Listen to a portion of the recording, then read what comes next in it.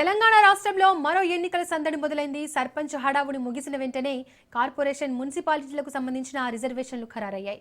తెలంగాణలో మొత్తం 121 మున్సిపాలిటీలు 10 కార్పొరేషన్లు ఉన్నాయి. రొటేషన్ పద్ధతిలో ఈ రిజర్వేషన్లు ఫైనల్ అయ్యాయి. 10 కార్పొరేషన్లలో 1 ఎస్సీ, 1 ఎస్టీ, 3 బీసీలకు కేటాయించారు.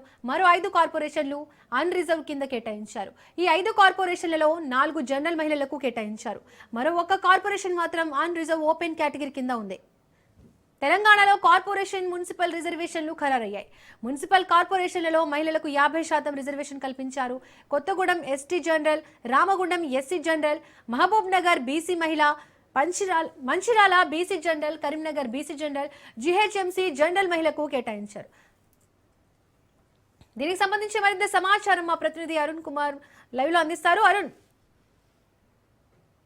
రైట్, ఏదైతే ఎట్టకేలకు కూడా మున్సిపల్ కార్పొరేషన్ అయితే రిజర్వేషన్ ప్రక్రియ అయితే ముగిసింది. ముఖ్యంగా కూడా ఉత్కటంగా ఎదురు చూస్తున్నటువంటి దానికి కూడా ఈ రోజు నుంచి కూడా తెరపడేది. కొద్దిసేపటి క్రితమే కూడా ప్రభుత్వం అయితే మున్సిపల్ ఏదైతే కార్పొరేషన్లకు అయితే రిజర్వేషన్లకు సంబంధించినటువంటి ఏదైతే షెడ్యూల్ అయితే చేసింది. ముఖ్యంగా కూడా మంచిర్యాల జిల్లా, ఇటు ఆసిఫాబాద్ జిల్లాలకు సంబంధించి కూడా మంచిర్యాల జిల్లాలోని ఏదైతే మంచిర్యాల కార్పొరేషన్ సంబంధించి కూడా ఇది కొత్తగా కూడా ఈ సంవత్సరమే ఏదైతే కార్పొరేషన్ ఇదైంది. దానికి సంబంధించి కూడా ఏదైతే బీసీ జనరల్ కూడా ఇక్కడ మేయర్ కి సంబంధించినటువంటి పదవిని కూడా బీసీ జనరల్ కేటాయించారు. అదేవిధంగా కూడా మంచిర్యాలకు సంబంధించి మరొకటి ఏదైతే ఇటు చెన్నూరు మంచిర్యాల జిల్లాకు సంబంధించి చెన్నూరు మున్సిపాలిటీ కదా బీసీ మహిళ, అదేవిధంగా కూడా కేతరపల్లికి సంబంధించి కూడా బీసీ జనరల్ మహిళ బీసీ జనరల్ బీసీకి, అదేవిధంగా కూడా బెల్లంపల్లికి సంబంధించిన జనరల్ మహిళకు కూడా ఏదైతే కేటాయించడం జరిగింది. అదేవిధంగా కూడా ఇక ఆసిఫాబాద్ జిల్లాకు సంబంధించి ఆసిఫాబాద్ జిల్లాలో ఉన్న 2 మున్సిపాలిటీలు, ఆసిఫాబాద్ మున్సిపాలిటీ, అదేవిధంగా కూడా కాగజ్నగర్ మున్సిపాలిటీలు ఉన్నాయి. ఆ 2 మున్సిపాలిటీలకు కూడా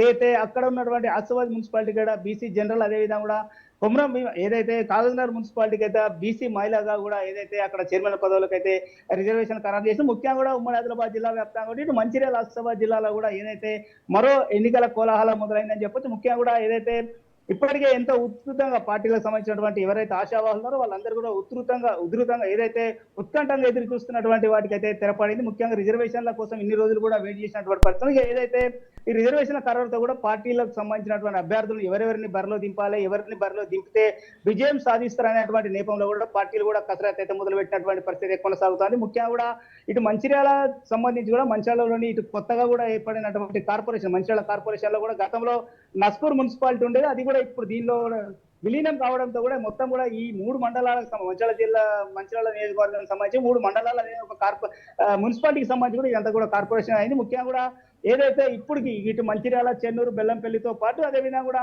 ఆసిఫాబాద్, కాగజ్నగర్ మున్సిపాలిటీలకు కూడా రిజర్వేషన్ ఖరారు నేపథ్యంలో కూడా ఇక మరొక మున్సిపాలిటీ ఏదైతే మందమరి మున్సిపాలిటీ ఉన్నది అది నోటిఫైడ్ ఏరియా కావడంతో 107 యాక్ట్ నేపథ్యంలో కూడా అక్కడ ఇప్పటి వరకు అయితే గత 30 సంవత్సరాల నుంచి అయితే ఎన్నికలు అయితే జరగడం లేదు. ఇక దీనికి సంబంధించి కూడా ఇప్పటి వరకు కూడా అక్కడ కూడా దీనికి సంబంధించినటువంటి షెడ్యూలే ఖరారు కాలేదు. ముఖ్యంగా కూడా ఇక ఇటు ప్రభుత్వం అయితే ఇప్పటికే కూడా పూర్తిగా కసరత్తు చేస్తే మరో 2 రోజులలో అంటే ఏదైతే ముఖ్యమంత్రి మేడారంలో వస్తున్నటువంటి క్యాబినెట్ భేటీ తర్వాత కూడా ఖచ్చితంగా ఎన్నికల నోటిఫికేషన్ వచ్చేటువంటి అవకాశం ఉన్నట్టు కూడా ఏదైతే తెలుస్తున్నది. ఏదేమైనప్పటికీ కూడా మొత్తం కూడా ఇన్ని రోజులు ఉత్కంఠంగా ఎదురు చూసినటువంటి రిజర్వేషన్లకు సంబంధించినటువంటి ప్రక్రియ అయితే పూర్తయిందని చెప్పొచ్చు.